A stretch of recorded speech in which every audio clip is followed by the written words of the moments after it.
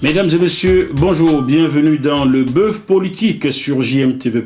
Vous avez été nombreux cette semaine à nous regarder ce mois. Oui, j'ai dit le mois, nous sommes déjà en décembre, dans le mois de novembre, à nous regarder. Et nous vous remercions pour votre fidélité.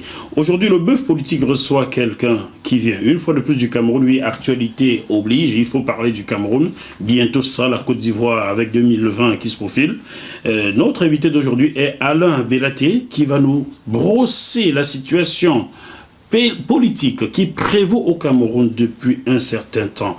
Bonjour Alain Bellaté. Bonjour Jacques Moinfo. Comment ça va? Je vais très bien. Ça se voit, hein? Oui, je vais très bien. Très bien. Très bien. Alors, Alain Bellaté, on ne vous connaît pas sur la scène politique camerounaise. Je peux dire qu'on ne vous connaît pas. Vous êtes un homme de l'ombre ou homme d'affaires. Qu'est-ce que vous faites dans la vie? Je me débrouille dans la vie. Jean-Michel Cancan est ressuscité? Non, il n'est pas ressuscité, je me débrouille. Débrouiller, c'est quoi? Je vis en France et je suis régulier au Cameroun pour une situation familiale qu'il faut suivre. Mon feu père et ma feu mère. Donc, voilà. Je connais un peu mon pays. Votre feu père, votre feu mère? Oui, Bellaté Paul Jacques, qui est décédé le 2 décembre 2012 à Douala, qui fut T'es pas un homme d'affaires? Qui fut un homme d'affaires avéré et accompli, qui avait la société Socafage Fobusco, les cahiers Moya, c'est comme ça qu'il a été plus connu, avec l'effigie du président Paul Biya, les chevaux, c'est ce qu'il y avait sur la photo, et dans le dos c'était son nom de famille, Bellaté, en dessous de la table de multiplication. Donc oui, c'est plus ça. Ma mère qui est décédée le 20 mai 2016. Le 20 mai. 4 ans après son époux. Oui, 20 mai 2016. Mais ça a été très dur. Mais bon, on tient. C'est toujours dur. C'est toujours très très dur parce que nous vivons dans un monde où, et quand vous n'avez plus vos parents, surtout ces parents qui ont été autant protecteurs, vous perdez un peu les soutiens, ce qu'on peut appeler soutien, parce que beaucoup sont là, parce que le père est là, et parce qu'il a peur, parce qu'ils ont peur souvent de mal faire, de réaction de vos parents. Même mon père étant malade, il y a des attaques que je ne subissais pas. Bref, nous ne subissions pas, tous les enfants. Et même mes neveux, mes nièces, au jour d'aujourd'hui, nous sommes dans l'arène. Ah bon? Oui, nous sommes dans l'arène. Nous encaissons des coups et nous en donnons aussi. Ah, vous en donnez aussi? Ah oui, moi je ne donne pas de cadeaux, Non, moi je suis... Vous ne donnez pas le lait, comme on dit au Cameroun? Oui, je ne donne pas le lait. Vous donnez quoi? Du mangolam, du harki? Tout ce qui vient me frustrer, je réagis. Réagis avec toutes les armes que je possède. Alors, vous allez donc réagir. Oui. Lors de la préparation de cette émission, vous m'avez parlé de certains conflits au sommet de l'État camerounais. Quels sont ces conflits-là et entre qui y a-t-il des conflits? Monsieur Moinfo, à mon humble avis, des retours que j'ai de certains de mes compatriotes, la guerre, les combats que vous voyez ici sur la diaspora, ça ne part pas d'ici. Pardon? Non, ça ne part pas d'ici. Les combats qu'on voit ici en Occident. En Occident, dans la diaspora, dans les casses. Vous appelez ça les casses. Certains disent les casses. Moi, je dis... Les casses de l'ambassade. Je dis les accès aux ambassades. Parce que les portes étant ouvertes, on n'a pas cassé. Vous dites qu'il n'y a pas eu des casses au sein des chancelleries camerounaises? La porte centrale de l'ambassade du Cameroun en France et en Allemagne n'étant pas cassées, elles ont été ouvertes. Par qui? Par les personnes qui sont complices à l'intérieur. Il y a donc des complicités à l'intérieur de l'ambassade. Et ces complicités agissent au nom de certaines personnes qui se trouvent à la présidence de la République. Bon, il va falloir me donner des noms sujets. Je vais être clair avec vous, monsieur Moinfo, je l'ai dit déjà dans d'autres médias, je vous le dis, à l'ambassade, vous pouvez simplement regarder les directs de tous ces enfants-là. À l'ambassade du Cameroun, vous avez Ahmed Kamer qui l'a dit. Ongolo l'a appelé 30 minutes avant, Xavier Ongolo. l'a appelé 30 minutes avant la casse. Vous êtes où? La question est claire. Xavier Ongolo. Mais il le dit dans son direct, Ahmed Kamer. Vous avez Antoine Amadou, qui est le ministre conseiller, oui, qui est sorti de l'ambassade 10 minutes avant que les gars n'accèdent. Monsieur Moifo, avant de venir dans votre studio, si quelqu'un sort d'ici 10 minutes avant, on va se croiser quelque part dans la rue. Et surtout, c'est pas une personne qui arrivait. Ils étaient une centaine. Donc, on ne peut pas nous laisser penser que... Non, il est sorti, il était aveugle et il n'y avait rien, il n'a rien vu. Et dans l'ambassade, il y avait des personnes. Qui était au sein de l'ambassade? Depuis le matin, vous avez au sein de l'ambassade, vous avez Ongolo qui était là le matin. Vous avez Antoine Amadou qui était là le matin. Qui est sorti de là vers 17h30, 17h45 et les gars ont accédé à 17h50. Je donne les minutes, allez vérifier. Demandez à SFR de nous donner le listing. La police française là, le listing d'Amadou, il a borné à la porte d'Auteuil à 17h45. Et s'il borne à 17h45, il faut qu'il soit dans le secteur. Il ne peut pas être chez lui. Il n'habite pas là-bas. Arrêtez de prendre les gens pour des cons. Vous avez Madame Onana Perpétue, elle était dans son bureau. Ils ont tenté de forcer, elle aurait bloqué, les gars n'ont pas réussi à accéder. Vous avez Monsieur Onana chargé des affaires culturelles, qui était là-bas. Sylvestre.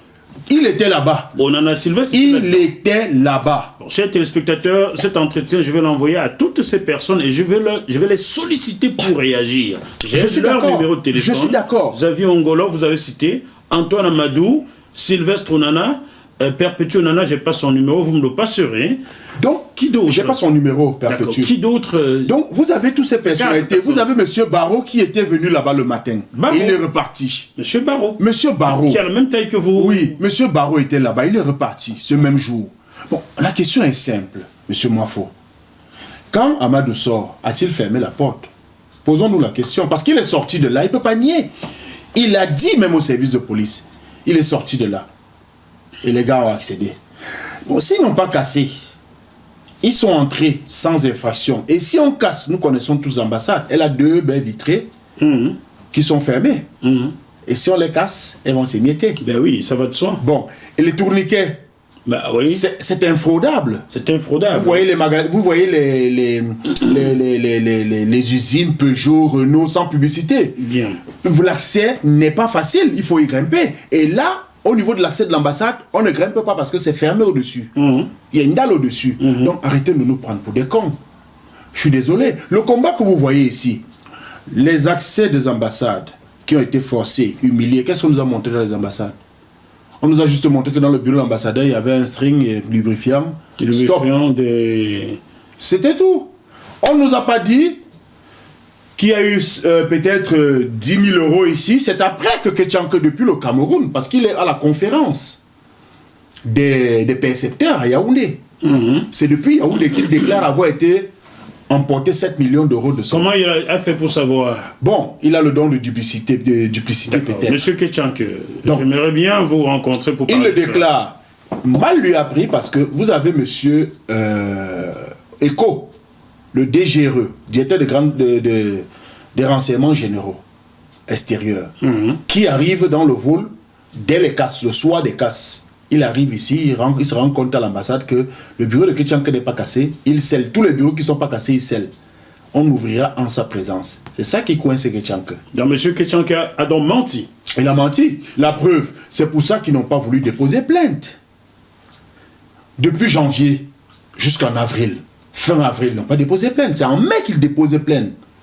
C'est là où on convoque on le convoque et l'affaire est classée sans suite. Il n'y a rien eu. Rien qu'ils arrêtent de raconter des conneries. Pour vous, donc, qui a commandité cette mascarade-là? On peut l'appeler comme ça. Qui? Monsieur Moifo. Oui, c'est pas Monsieur Moifo qui a commandité. Le secrétaire général de la présidence de la République. Il a un nom.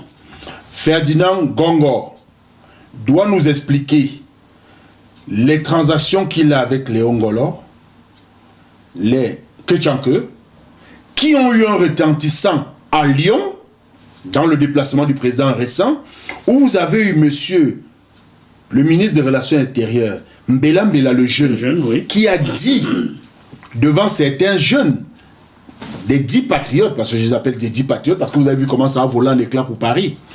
Les 10 patriotes. Les 10 patriotes, tous fuient en plateau, ils sont tous invités, Marie-Paul, Amer. Vous avez les 10 patriotes, qui ont bien entendu. Quand Bella a dit à Antoine Amadou, tu es un traître. Il a traité de traître. Et Amadou a répliqué en disant, je suis un traître parce que je n'ai pas réussi à livrer Mvondo Ayolo. Ça, ce sont des mots. Moi, j'étais à Yaoundé. Hein. Ce programme vous est proposé par Devisé au fret, spécialiste du transport international Afrique, Dom-Tom, Océan Indien. Plus 33 139 85 14 23. Ça veut dire que M. Bella le jeune aurait voulu, quand on Amadou livre Mvondo Ayolo, comment? Mais dans les cases de Paris, ça n'a pas donné. Dans les cases de Paris, ça n'a pas donné. Genève, ça n'a pas donné. Parce que, revenons à tout cela. Paris, les cases de Paris, l'ambassade, ça n'a pas donné. Le but c'était quoi? Genève n'a pas donné. Donc maintenant, au retour de cela, il fallait peut-être essayer Lyon. Peut-être à Lyon, il a refusé d'entrer, continuer à essayer de faire des coups. Peut-être, moi je déduis maintenant. Parce que si vous dites à un ministre conseiller qui a quand même géré l'ambassade pendant que Mvondo Ayolo venait d'être nommé directeur de cabinet civil, hein, vous lui dites que tu n'es qu'un traître, il faut qu'on aille chercher à savoir ce qui est derrière. Alors, on voulait la tête de Mvondo Ayolo. Comment? Qu'est-ce qui se passe là? Je pense que quand vous voyez un peu la situation au pays en ce moment, c'est celui qui bloque un peu sur tous les vols. C'est-à-dire qu'avant, on parvenait à voir le président pour obtenir des signatures, des accords, des montages de gré à gré faciles. Et au jour d'aujourd'hui, on a du mal. Parce qu'en face, à l'accès du président au deuxième étage, vous avez ce cabinet civil qui va filtrer tout, qui va bloquer tout. Donc, on est face à des gens c'est des prédateurs. C'est des prédateurs. Voilà la canne. Voilà la canne. Regardez ce que la canne nous donne aujourd'hui. Bon. Je vais ici dire aux téléspectateurs, chers téléspectateurs, Monsieur Samuel Mvondo Ayolo, oui, je connais ou je connaissais. Ça fait 2 ans, il ne me parle plus, depuis qu'il m'a dit au téléphone que j'invite sur mon plateau les gens qui ont trahi le pays. Donc, estimez-vous comme quelqu'un qui a aussi trahi le pays. Monsieur Mvondo Ayolo, je l'ai connu au Gabon, alors que j'avais présenté mon documentaire sur le capitaine Tchoréré, en ouverture du festival du film gabonais. Oui, vous voyez un peu, hein, je ne suis pas gabonais, mais c'est là où mon film est mis en exergue, pas au Cameroun, mon pays d'origine. Et monsieur Mvondo m'avait invité à la suite de cela, nous avions partagé un repas, on se parlait, jusqu'en décembre 2017, lorsque Patrice Ngana sort de prison et vient ici. Et je reçois un coup de fil de M. Mvondo Ayolo qui dit « J'invite sur mon plateau les gens qui ont trahi le pays ». Depuis, même quand je lui écris, il ne me répond plus. C'est pas grave. Donc on ne va pas m'accuser en disant que je vous offre une tribune pour laver M. Mvondo Ayolo. Ah non. Non, on ne peut pas. Ah non. Moi je dis ce que dis ce que je pense, je dis ce que je sais. Donc je vous disais que à Paris, il n'y a pas eu casse d'ambassade. On a ouvert la porte à ces jeunes hommes qui sont entrés faire leur show. Pourquoi on ne nous a pas dit que le bureau d'Ongolo? Ça ne vous pose pas de question? Pourquoi le bureau d'Ongolo n'a pas été... Qui aurait de chaussée n'a pas été saccagé? Ils n'ont pas pris les ordinateurs. Ils n'ont rien pris là-bas. Pourquoi? Je connais mes téléspectateurs. Donc, vous nous racontez une histoire mal taillée. Vous l'avez taillée au couteau. Au lieu de prendre, vous taillez le bois au couteau, au lieu de prendre une scie normale. Et vous croyez que ça va passer? Non, ça ne passe pas. D'accord. Donc, si je vous comprends bien, M. Bella le jeune, qui est ministre des Affaires étrangères aujourd'hui, du Cameroun, aurait voulu la tête de Samuel Mvondo Ayolo. Odi d'Amadou Antoine. Odi d'Amadou Antoine. Moi, je n'étais pas à Lyon. La raison. Pourquoi M. Bella le jeune voulait la tête de son successeur à la tête de l'ambassade? Pourquoi? Vous savez, je ne sais pas. Monsieur Bella le jeune est impliqué dans l'achat foireuse de la résidence de l'ambassadeur à Joinville-le-Pont là-bas. D'accord. D'accord. Joinville-le-Pont qui est une ville en région parisienne. Dans le 94. Oui. Une villa qui coûtait 500 000 euros. Parce que, monsieur Moifo, vous le savez, vous avez acheté vos locaux, donc vous savez qu'en France, on n'achète pas une maison, chacun ne fixe pas son prix. Non, du tout. Le prix est fixé par la Direction Générale des Impôts. Tout à fait. Plus précisément, les services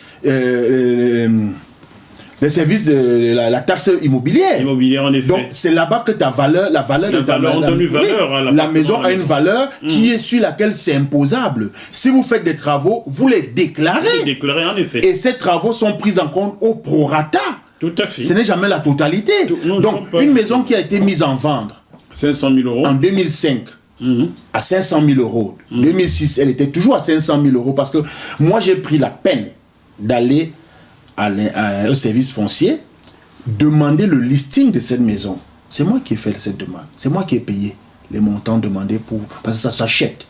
Vous pouvez prendre une adresse en France, n'importe laquelle. Vous demandez le listing, c'est de droit. C'est un bien, c'est une information publique, mais il y a des frais à payer. Donc, j'ai obtenu 2006, la maison coûte 500 000. 2005, déjà coûte 500 000 euros. 500 000 euros. Vous ne pouvez pas l'acheter en 2007 à 4 500 000 euros.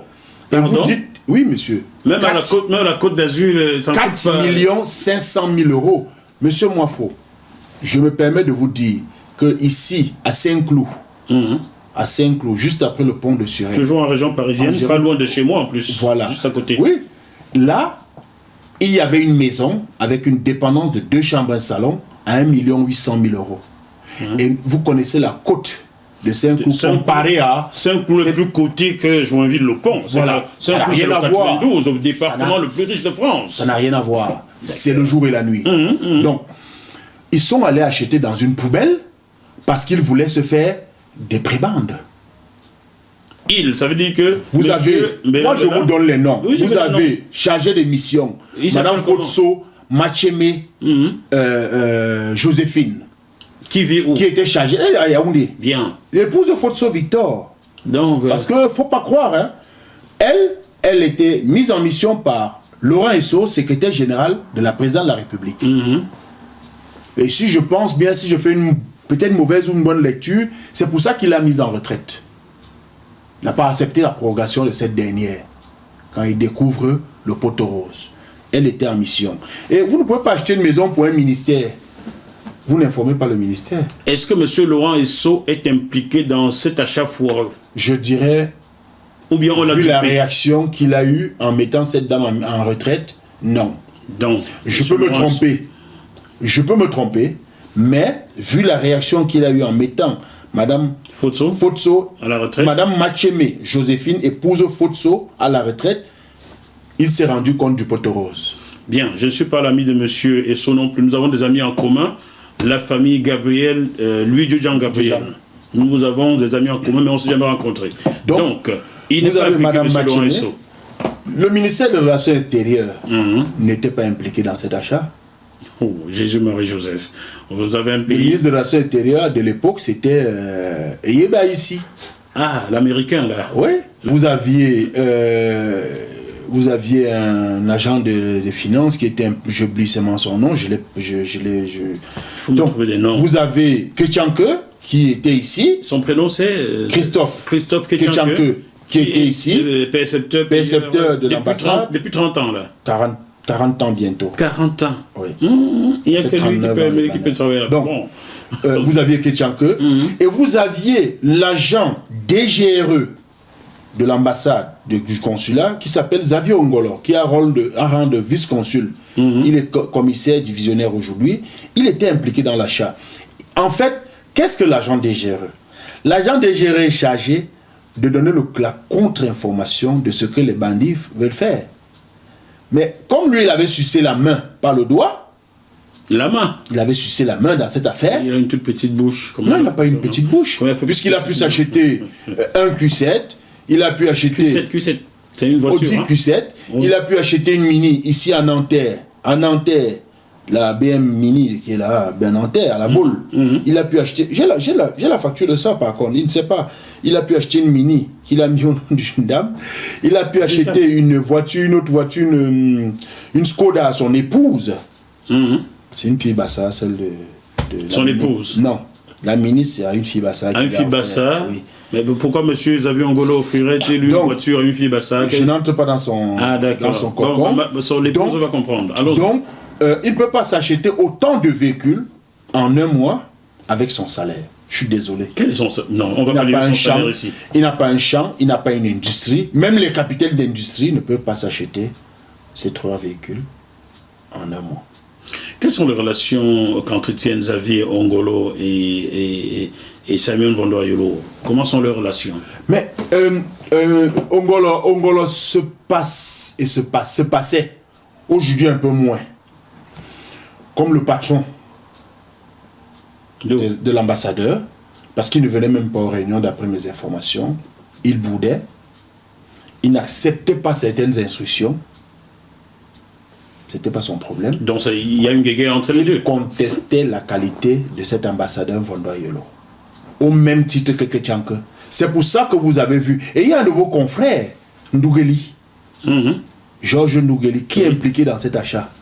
C'est avec cet argent qu'il s'est acheté la maison à Groulet. Vous venez de me dire quelque chose. Parce que je sais que j'ai reçu une demande d'amitié de Georges Ndougeli sur Facebook. Je me disais pourquoi ce type... Georges Ndougeli habitait à Montreuil. Ah! Dans un lugubre 2 pièces. Ouais. D'accord? La personne qui vend la maison est le frère de son ancien propriétaire. Ndougeli entre dans cette opération. Il gagne sa part. Il s'achète un Q5. Il s'achète une maison. Vous connaissez les salaires des journalistes en France. Ouais. On peut se payer une maison cash avec ça? Ah non, c'est impossible. Alors, vous comprenez que... Même un appartement, je ne suis pas capable... Donc, moi, je ne suis pas trempé, voilà pourquoi je ne peux pas m'acheter quoi que ce soit. Donc vous ne vous prenez pas la tête avec tout ce qui se passe, tout ce qui ne se passe pas. Voilà le montage. Et comme ils ont réussi à faire leur coup, Malheur Primbella a été enlevé en France et que depuis 2007, j'écris sur ce dossier, j'ai écrit au moins 12 courriers au président de la République sur ce dossier. 12. C'est pour ça qu'à la sortie, lors de l'enquête CONAC qui a été envoyée ici il y a 3 ans, 3 ans là, 3 ans oui, en 2016, j'ai été mis dans la mission par le chef de l'État. J'ai reçu un billet d'avion, moi je ne veux pas de frais d'émission parce que j'ai ma maison, tout ce que je veux pas. Vous avez reçu une maison ici? J'ai mon appartement à Chaville. Vérifions que vous l'avez bien acheté sans être mon appartement dans ces choses-là. Moi je suis un ancien sportif de haut niveau en France. J'ai joué au volleyball, donc vraiment ma vie elle est traçable. D'accord? Donc je ne suis pas dans toutes ces choses-là. Alors, donc, vous avez ça. Ces gens font ce coup. Quand Vondoayolo arrive en France, l'affaire bout. L'affaire bout. Et il décide de faire bloc. Le clan Ongolo, Ketchanke et Amadou. Ils décident de faire bloc. Mais le vol ne peut pas se cacher. D'accord? Le vol, c'est comme de l'eau. Vous ne pouvez pas le contenir. C'est comme de l'air. Vous ne pouvez pas. Ça va toujours pas. Ça va toujours sortir quelque part. Donc, c'est sorti. Au lieu d'assumer, Amadou a commencé à être piloté dans des positions qui menaient à nuire à l'ambassade. Avec Ongolo et Ketchanke. C'est pour ça que vous allez voir Ndougeli a rédigé un article qu'il a fait sortir à l'EG dans la lettre du continent en disant que le gaspillage de l'ancien ambassadeur qui abandonne la villa à 2h30, parce qu'il faut se dire, vous connaissez les embouteillages de l'A4, partir de là-bas à l'ambassade, il faut au moins 1h30, 2. Et le matin, c'est plus. Hein. Voilà, donc vous ne pouvez pas venir travailler le matin. Impossible. Le soir, il faut attendre un peu 23h, 22h, 23h pour entrer. C'est impossible de travailler. Donc, la réaction de Vondo de vouloir habiter à proximité de l'ambassade est logique. L'autre avait accepté parce que, bon, en réalité, il était dans le coup, il fallait dire que c'est bien. Il y a quelque chose. Je sais que Jean-Joseph Atangana, mon grand frère, bonjour à toi, entretenait plutôt de bonnes relations avec Samuel Vondoayolo. Ça devait être l'un des rares, non? L'un des rares, non. Non. Non. Mais c'était un fonctionnaire, dans le bon terme du mot, fonctionnaire, donc il était là pour servir. Et il ne faut pas se cacher. Toutes les rancœurs, toutes les guerres, toutes les haines que vous voyez là que vous voyez dans nos ambassades, aujourd'hui, c'est aussi dû au traitement de nos compatriotes. Comment? Ces administrés qui sont là ne font rien pour nous aider. Moi, je vous prends, ne parlons pas souvent de soi, mais moi, je vous prends mon cas personnel, je suis désolé. C'est flagrant. Je suis en procès contre l'État français pour avoir saisi 54 camions et 9 bus. Je suis en vue de gagner ma procédure parce que l'État reconnaît son tort. Monsieur Mbela ordonne à Galega Gana de me rédiger une correspondance disant que l'État camerounais ne protège pas ses nationaux, excepté les enfants de haut dignitaire de la République. Pardon? Oui, j'ai cette lettre, monsieur Mafo. Je vous l'envoie quand moi, vous il faut que je lise. Je vais vous l'envoyer. Je dois la lire. Je vais vous l'envoyer. Dès sorti d'ici, je vais la scanner demain, je vous l'envoie. Mais il faut dire à ceux qui ne sont pas camerounais, monsieur Galega Gana, c'est l'ancien consul général en France. C'est quand même curieux, dans cette ambassade-là, dans ce consulat-là, tous ceux qu'on nomme consul général sont des zones anglophones, mais il reste 2-3 ans, ils s'en vont, et monsieur Ongolo, ça fait bientôt 15 ans qu'il est vice-consul. C'est quand même bizarre. D'ailleurs, je le lui ai dit, hein, je lui ai dit à monsieur Ongolo. La particularité de M. Galega Gana, parce que vous avez voulu qu'on parle, c'est quelqu'un qui a signé un texte qui va à l'encontre de la Convention de Vienne, à l'encontre des lois de finances. Parce qu'à un moment, il a fait un communiqué disant que, conformément à la loi de finances de 2010 ou 2008, les timbres passent, et c'était faux, c'était un pur mensonge. Parce que moi, j'étais allé le rencontrer, j'ai dit, je ne paye pas. Voici la lettre, la loi de finances. Il m'a dit, bon, monsieur, il a été calmé, vous payez le montant là, mais ne faites pas de bruit dessus. Et c'est le montant pourquoi? C'est 50 000 le visa. Le visa 50 000. Pour aller au Cameroun, c'est 50 000. 50 000. Je n'ai plus suivi depuis là. Parce 75 euros. Et à l'époque, il demandait de payer combien là-bas? 100 euros. 100 euros, ça fait 65 000. Ça fait 25 000 de plus. Non, c'est 15 000 de plus. Oui, ça fait 25 euros de plus. 25 euros de plus. Et sur lesquels ils ont rajouté une histoire qu'ils appellent Express. 10 euros là. Oui. C'est sur quel texte? Ils font de ça sur quel texte? J'ai posé des questions là-dessus à quelqu'un que je ne vais pas citer ici à l'ambassade. Il n'y a pas de texte. Je lui ai demandé pourquoi faites-vous payer. À quoi sert cet argent? C'est l'argent de prébande. Parce que j'avais ramassé une disquette. À l'époque, quand ils étaient au quai d'Aléo, là, à côté de la sous-préfecture de Boulogne. Oui, je vois Boulogne-Billancourt, oui. À 2 pas de chez moi, je traverse le pont, je suis chez moi. J'avais ramassé une disquette. Vous voyez les montants d'argent qui se transmettent entre eux, et vous avez mal au cœur. C'est de l'argent des Camerounais. C'est tout ça qui met aussi de la rancœur. Il faut qu'on dise au président de la République, on ne peut pas continuer à laisser les gens piller les autres au nom de l'État. Vous voulez dire à quel président de la République? Celui qui n'écoute pas, qui n'entend pas, qui n'est jamais là? Oh, moi je pense que... si ce président travaille vraiment, il y aurait toute cette gabégie? Franchement. Monsieur Moifo. Oui. Vous avez des collaborateurs. Oui. Et le président a délégué à chacun un pouvoir. Ouais. Si ceux-là décident de laisser gérer la prébande, parce qu'eux, ils vont gérer la leur, c'est à eux la responsabilité. Parce que je vous rappelle quand même que ça, ce que je dis là sur la loi des finances, c'est la responsabilité du ministre des Finances. Et le président, quand l'a-t-il au moins su? Le président de la République ne peut pas venir tout gérer. Ah bon. Je vous réponds là-dessus. Parce que regardez le port autonome. Non, ne me baladez pas. Vous ne pouvez pas balader. Je vous laisse vous balade parce que vous avez des informations, mais je veux rester sur le président de la République. Je dis le président de la République ne peut gérer tout en même temps. Bien. On l'a tellement engorgé. Vous voyez même les requêtes d'un simple terminal arrivent à lui pour qu'il donne un avis. Moi aussi, j'aurais pu écrire. Parce que le directeur général du FECOM, voyant qu'une entreprise gagne, qui ne veut pas voir, décide de déclarer infructueux en violant l'article 103 du Code de marché public, alinéa 2, 3 et la suite. Je vais rester sur le président de la République. Vous n'allez pas fuir ma question. Oui. Comment peut-il être au courant s'il passe des années sans tenir le moindre conseil de ministre? Comment voulez-vous? Il y a les conseils de cabinet qui se tiennent. Non, mais je dis bien conseil de ministre. Le conseil des ministres n'est pas un conseil de cabinet. Le conseil de cabinet, c'est avec son entourage immédiat. Mais le conseil des ministres, c'est pour que chaque ministre rende compte de ce qui se passe dans son département. Le Premier ministre fait des conseils de cabinet. Est-ce que le président fait des conseils de ministres? Il en fait. Ah bon? Combien de fois par an? Bon, non, je ne dirais pas... Non, bon, je dirais combien pas de fois tous les 3 ans? Oh, il en fait 2, 3. 2 tous les 3 ans. Voilà un président de la République qui, en 3 ans... Si j'ai bien suivi, ça fait 2-3 qu'il a tenu dans les 3 années. Dans les 3 années, un président de la République qui, en 36 mois, tient 3 conseils de ministres. Comment voulez-vous qu'il soit au parfum de ce qui se passe dans son pays? Comment voulez-vous? C'est au ministre de monter l'information. Non, c'est au président, de travailler. Au Premier ministre de suivre. C'est lui qui gère l'action du gouvernement. Attention à ce que vous dites. Attention à ce que vous dites dans ce livre des ce que je reçois tout à l'heure après vous, page 42-43, je peux vous lire des choses qui vont vous étonner sur le manque de conseil de ministres. Hein. C'est écrit là, chers téléspectateurs. Lisez bien ce que Titus Edouard dit en page 42-43.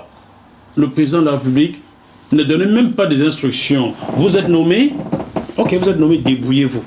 Lui, nommé ministre de l'enseignement supérieur en 1992, n'avait reçu aucune instruction. Et à ce moment-là, ça bouillait au Cameroun. Vous comprenez? Alors, dit par lui, vous n'avez pas démentir. Il était au cœur de l'affaire, vous comprenez? Il était au cœur de l'affaire, il sait mieux de quoi il parle. Est-ce que cette gabégie, tous ces problèmes ne sont pas créés par lui-même, M. Biya? Monsieur Mouafo, les hommes aussi doivent être conscients de ce qu'ils posent comme acte. Nous sommes d'accord? C'est pas parce que la fraude fiscale est un jeu de dupes que tout le monde doit la pratiquer. C'est-à-dire que le comportement, moi Bellaté, j'ai eu à prendre la parole ici devant le ministre de la Relations extérieures en 2011 et quand il est venu pour nous présenter les résultats de la présidentielle. 2011, c'était qui déjà à l'époque? Et bien ici, j'ai pris la parole et je lui ai dit, nous souffrons ici, pas les administrés que vous nous envoyez ici. Ils n'en ont rien à foutre. Et j'avais en face de moi l'ambassadeur Mbela, Galega Gana, Roger Mila, qui a pris l'engagement, Roger Mila, qu'il suivrait. Zéro. Il va suivre comment? 8 ans après, rien. C'est pire. Je veux rester encore sur... C'est du mal en pire. Je veux rester sur votre président. C'est pour cela que je peux justifier. C'est pour cela que je peux aujourd'hui justifier certains comportements de nos compatriotes là. Parce qu'il y en a qui en ont marre. Ils en ont marre. Vous allez pour demander un simple extrait d'acte de naissance pour un frère qui est malade, on vous dit d'aller le chercher à l'hôpital. Moi, j'ai été victime de ça. Pardon? Oui, j'ai été victime de ça. Un simple document. On vous dit, allez chercher la personne qui est malade pour l'amener pour solliciter son extrait d'acte de naissance. Alors, je vais revenir sur ces affaires de la diaspora. Oui. Lors de la préparation de cette émission, vous m'avez dit que les casses qui ont eu lieu à l'ambassade sont télécommandées par, et vous l'avez répété ici, par Ferdinand Ngongo. Oui. Vous le confirmez? Je maintiens ma position. Dans quel but Ferdinand Ngongo? Fragiliser le directeur de cabinet civil qui ne veut pas jouer le jeu. Qui ne veut pas jouer le jeu de la gabégie, du détournement. Vous voyez la canne? Vous savez combien de fois on a demandé des rallonges? Vous ne voyez pas l'entreprise... Vous ne voyez pas le ping-pong qui se joue avec Pitini. Vous ne voyez pas le ping-pong qui se joue avec Ben Potomac. Vous ne voyez pas le ping-pong. Une entreprise qui gagne un marché à 3 milliards 300 et banane. Et qui, lors d'une tripartite avec, pour lui réclamer de finir les travaux, il demande de payer le paiement entier de la facture de 3 milliards 900. Donc il veut gruger l'État de 600 millions. Parce qu'il sait que il sera soutenu au plus haut. Au plus haut, par qui? Au secrétariat général, par le secrétaire général. Par qui? Ferdinand Ngongo. Il faut me donner des noms. Quand il fait ça, on lui rappelle que non, monsieur, ta facture est de 3 milliards, total est de 3 milliards 400 environ. On ne peut te donner 3 milliards 900 d'abord, comme tu dis. Et il le demande d'abord, il dit que c'est une avance. Pour fin de travaux. Donc il y aura une suite. Donc, et quand on se rend compte, finalement, il tombe d'accord, on lui verse 1 milliard 900 pour commencer les travaux. Essayer de terminer les travaux et le reste se suivra. Il prend, il s'assoit, il ne fait rien, on ne l'inquiète pas, rien, il monte, il nargue les gens. Vous croyez que c'est normal? Dans un pays normal, est-ce que c'est normal? Pourtant, c'est lui qui a seulement marché s'est retrouvé en prison. Les petits-enfants commerçants qui ont marché sont en prison. Est-ce que c'est normal? Vous voyez ça? Vous voyez, aujourd'hui, qui a ramené Pitini? C'est qui? Ferdinand Ngongo. Finalement... Il reste encore dans un silence. Il envoie le ministre des Sports se jeter dans un bouillon. Vous avez vu, je vous ai envoyé par message la riposte de Pitini. Mais attendons voir la suite, vous allez voir. Ça s'annonce très lourd. Le déballage va être très lourd. Il y a déjà quelques informations qui fusent là, mais on a l'impression que nous, on ne sait même plus où on va. On avance simplement. Non. Le président de la République doit tirer, pour moi, le président Biya doit tirer un terme à tout cela. Pardon? Le président Biya doit tirer un terme à tout cela. Vous parlez de ce président qui, lors d'une conférence en dehors devant les gens, il est tellement fatigué. C'est lui qui va faire ça. Oui, vous savez... En 7 ans, il n'a rien fait. C'est aujourd'hui qu'il va faire. Monsieur Moifo, jusqu'à présent, il tient la signature du décret. Vous fuyez mes questions. C'est pour cela que je dis... C'est pour cela que je dis que, comme il a la signature du décret, il tire une révérence. Ah, d'accord. Les Camerounais sont fatigués. Biaterea, on est fatigué. Alain Bellaté. Oui. Alain Bellaté. Vous aimez le Kanga? Oui. Vous connaissez bien le Kanga? Oui. Anambang.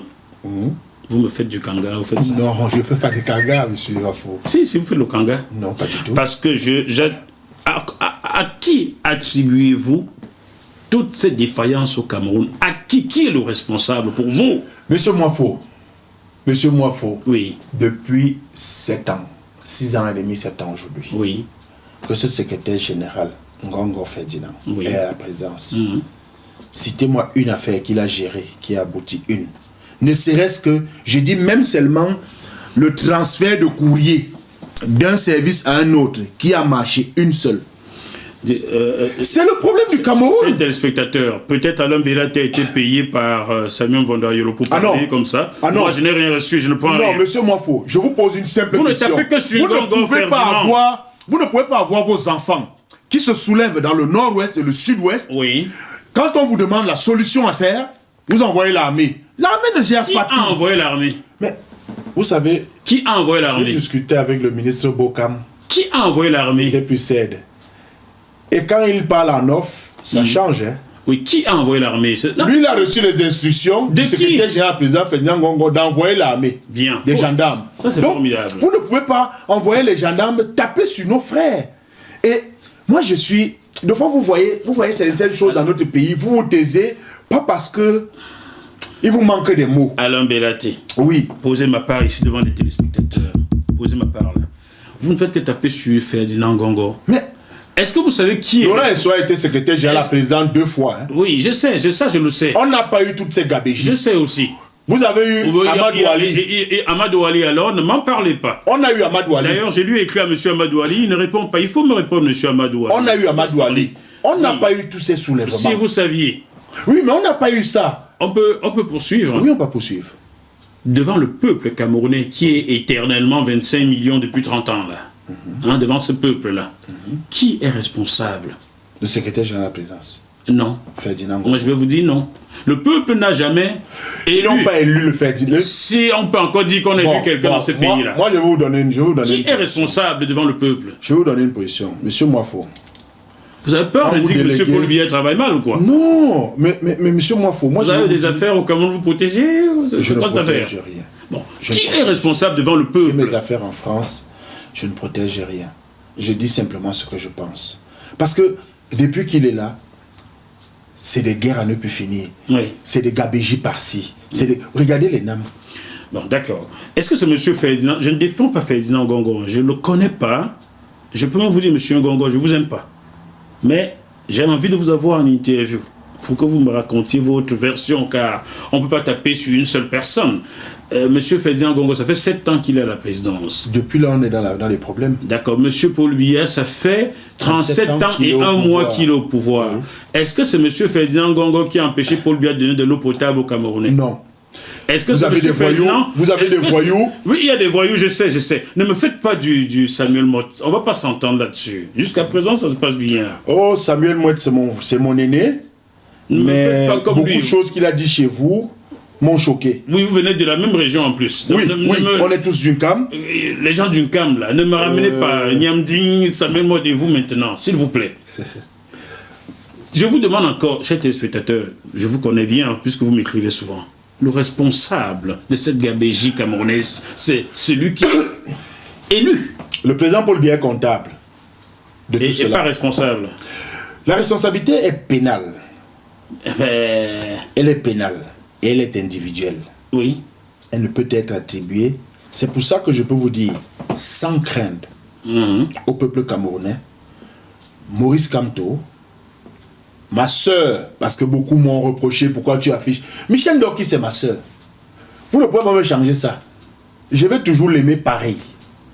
Que vous l'accusez d'avoir tué, que vous l'accusez d'avoir volé, ça reste ma soeur. Nous l'aimons tous. Ma soeur ne sont nullement responsables des casses qu'il y a eu dans les ambassades. Vous allez le redire peut-être. Maurice Donc, Kamto, Michel Maurice Ndoki. Kamto, Michel Ndoki, Pende Koka, et la suite, et Paul Kingé, tout ça, ne sont nullement responsables des casses qu'il y a eu dans les ambassades. Et qui est le responsable? Le responsable des casses, je vous commence par Xavier Ongolo, Antoine Amadou, Christophe Ketchanke, qui sont dans le coup. Parce que ce que vous oubliez, c'est que Brenda est venue ici un moment, elle était chez Ketchanke. Pourquoi ils ne l'ont pas suivi? Parce qu'ils savaient, et ils savaient elle était chez Ketchanke. Ils le disent, ils ont des forums, ils ont des groupes, ils le disent, qu'elle est là-bas. Mais vous entendez d'autres dire, n'y allez pas, ça reste notre frère, arrêtez. Ketchanke, c'est mon cousin. Ma mère est Bangante. Ah bon? Ma mère est princesse de Mantoum. Bangante. Nganchou. Fille de Ndiayan. Je peux vous certifier que moi je ne suis pas dans les histoires de nombril. Hein. Ça ne marche pas avec moi. Si vous faites mal, je vous le dis. Hein. Bien. Le Cameroun, c'est vraiment le Cameroun. Donc, vous comprenez que je ne peux pas soutenir quelqu'un qui fait autant de mal aux gens. On va revenir. Il prend de l'argent des gens illicitement sous le nom du Cameroun.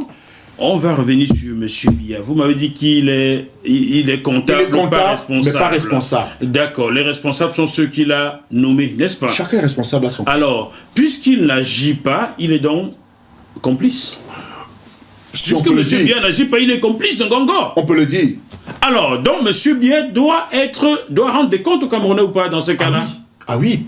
Comme comptable, oui. Monsieur Biya est-il le complice de Ferdinand Ngongo? Il est le comptable de tout cela. Est-il complice? Complice, non. Moi, je dirais non. Mais il est comptable. Vous avez allié deux phrases. Vous avez dit oui, il est complice. Et maintenant, vous dites non. Oui, il est comptable. Il est comptable de ce fait complice. Il est comptable. Parce que toute la responsabilité, lui, revient après. La responsabilité de la comptabilité. Mais la responsabilité pénale, c'est chacun qui va l'assumer. Parce que vous n'avez pas lui accrocher le fait qu'on vendait un camion de sable à 1,3 million. Je vais vous dire un truc. Et je vais vous prier. Est-ce qu'on peut garder une minute de silence à mémoire de feu Amadou Ahidjo? Nous tournons cette émission le 1er décembre. Et hier, le 30, cela faisait exactement 30 ans. 30 ans qu'il est parti. Qu'il est parti. Donc, une minute de silence à mémoire de feu président Amadou Ahidjo.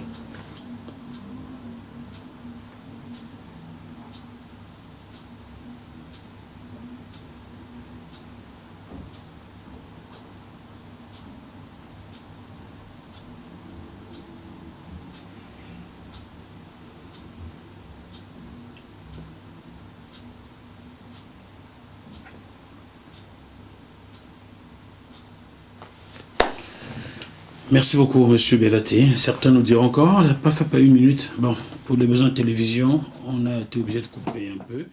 Merci à GMTV+. Continuez de donner la parole à ceux à qui on la refuse.